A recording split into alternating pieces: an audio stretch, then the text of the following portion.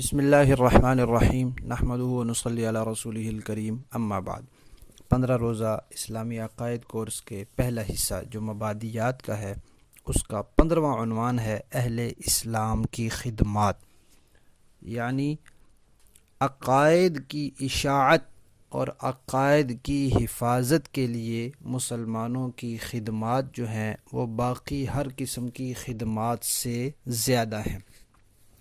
جناب نبی کریم صلی اللہ علیہ وسلم اور دوسرے انبیاء، ان کی جو زیادہ تر قربانیاں ہیں وہ عقائد سے متعلق ہیں، اور ان پر جو دوسرے لوگوں کی طرف سے مصیبتیں اور پریشانیاں اور رکاوٹیں اور مخالفتیں سامنے آئی ہیں، وہ بھی سب عقائد کی وجہ سے تھیں، اور لوگوں کی جو مخالفت کی بنیادی وجہ ہوتی تھی وہ عقیدے کی مخالفت ہوتی تھی۔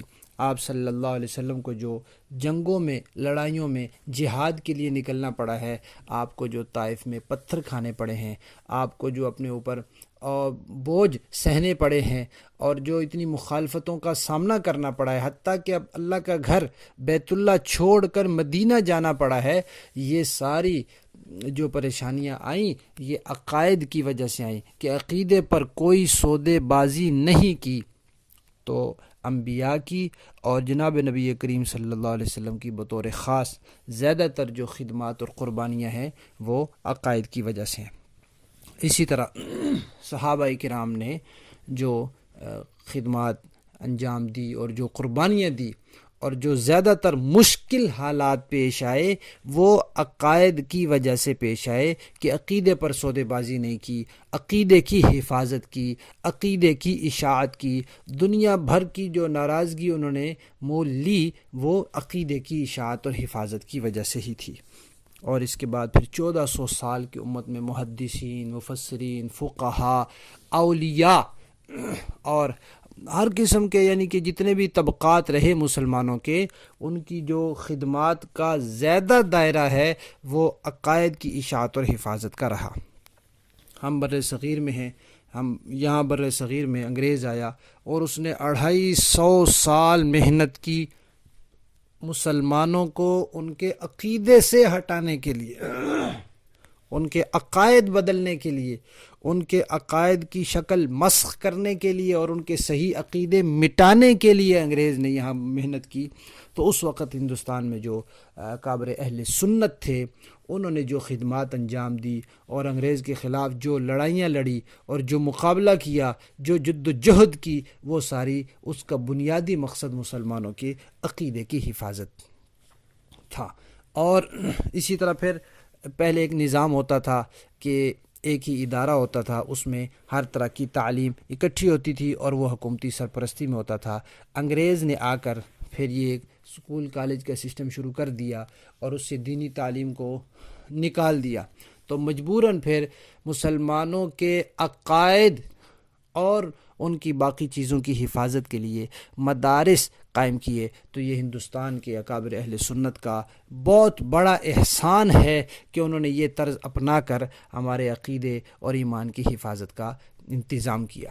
تو مدارس جو قائم کیے جاتے ہیں یہ لوگوں کے دین کی حفاظت کے لیے، ان کے ایمان کی حفاظت کے لیے، ان کے عقیدے کی حفاظت کے لیے۔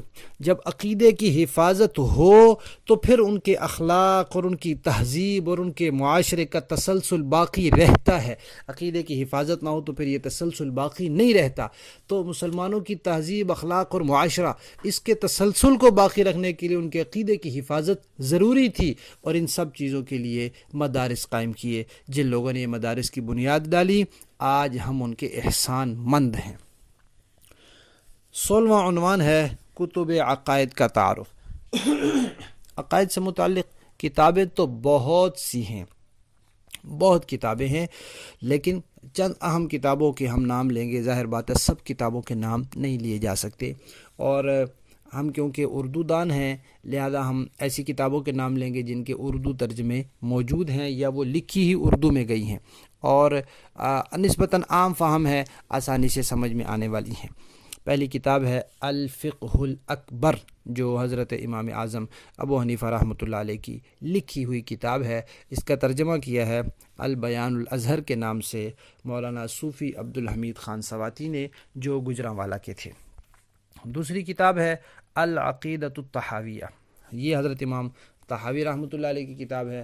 اس کا ترجمہ بھی مولانا صوفی عبدالحمید خان سواتی رحمۃ اللہ علیہ نے بھی کیا ہے، اور لوگوں نے بھی اس کے ترجمے کیے ہیں۔ یہ دونوں بالکل مختصر رسالے ہیں، چند صفحات پر مشتمل یہ عقائد کے رسالے ہیں، لیکن یہ کیونکہ پہلے زمانے کے لوگوں کے لکھے ہوئے ہیں اس لیے، اور دو بڑے اماموں کے لکھے ہوئے ہیں، اس لیے یہ بہت معتبر اور مستند ہیں، ان کا مطالعہ ضرور کرنا چاہیے۔ تیسری کتاب ہے المحند علی المفند، یہ ہے مولانا خلیل احمد سہارنپوری رحمۃ اللہ علیہ کی کتاب۔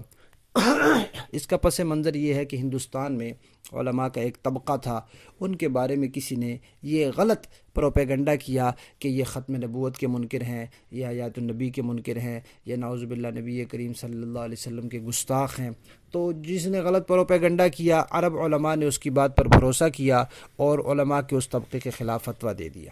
پھر جب انہوں نے وضاحت کی تو پھر سعودی علماء نے ایک سوال نامہ لکھا جس میں 26 سوال تھے، اور پھر ہندوستان کے علماء کے اس طبقے نے ان سوالوں کے جواب دیے۔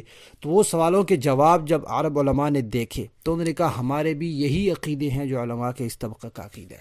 پھر وہ رسالہ مصر میں، شام میں، پوری دنیا میں گیا۔ وہ رسالہ دنیا میں جہاں بھی گیا وہاں کے مسلمان علماء نے کہا کہ ہمارے بھی یہی عقیدے ہیں۔ اس لیے المحند علی المفند دنیا بھر میں مسلمانوں کے عقیدے کی ایک مستند کتاب سمجھی جاتی ہے، لیکن اس میں صرف اتنی باتیں ہیں جتنے انہوں نے سوال کیے تھے، اور انہوں نے اتنے سوال کیے تھے جتنے ان پر غلط الزامات لگے تھے۔ اس کے علاوہ عقائد الاسلام ایک کتاب ہے مولانا ادریس کاندھلوی رحمۃ اللہ علیہ کی، بہت علمی، بہت شاندار کتاب ہے۔ اسی طرح اسلامی عقائد مولانا ڈاکٹر مفتی عبدالواحد رحمۃ اللہ علیہ کی کتاب ہے، اور ایک بہت جامع اور عام فہم کتاب جو ہمارے زمانے میں بہت اچھی ہے، ہر گھر میں ہونی چاہیے، مولانا مفتی محمد طاہر مسعود کی کتاب عقائد اہل سنت والجماعت مدلل ہے۔ اور ایک کتاب ہے مولانا عبدالحق خان بشیر کی بر صغیر میں اسلام کی آمد و اشاعت اور اسلامی عقائد و نظریات۔ اس میں ہمارے عقائد و نظریات بھی ہیں اور کچھ پس منظر بھی ہے کہ جناب نبی کریم صلی اللہ علیہ وسلم سے لے کر ہم تک اسلام آیا کیسے، کن لوگوں کے ذریعے آیا اور کن مشکلات کے ساتھ انہوں نے ہم تک پہنچایا۔ تو اپنی تاریخ سے واقف ہونا بھی ضروری ہے، یہ کتاب بھی ہر گھر میں ہونی چاہیے۔ اسی طرح ایک کتاب ہے مفصل و مدلل عقائد اہل سنت والجماعت جو مولانا عزیز الرحمن حقانی کی ہے، اور ایک مولانا مفتی زین العابدین کرنالوی کی کتاب ہے عقائد اہل سنت والجماعت۔